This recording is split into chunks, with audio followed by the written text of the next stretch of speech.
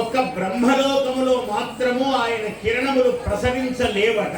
విష్ణు పురాణంలో చెప్పాడు ప్రత్యేకముగా, బ్రహ్మలోకములో మాత్రము సూర్యదేవుని యొక్క కిరణాలు లోపలికి ప్రవేశించలేవట. ఎందుకు ప్రవేశించలేవయ్యా?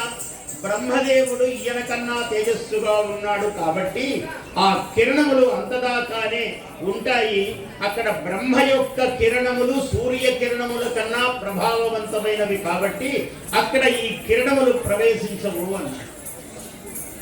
అంటే దక్షిణ భాగములో లోకములో విపరీతమైన చీకటి ఉన్నది, ఉత్తర భాగమంతా వెలుగు ఉన్నది.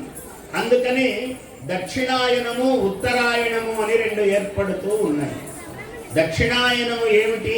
కర్కాటక రాశిలో సూర్యుడు ప్రవేశించినప్పుడు దక్షిణాయనము ప్రారంభమవుతుంది. మకర రాశిలో సూర్యుడు ప్రవేశించినప్పుడు ఉత్తరాయణము మొదలవుతుంది.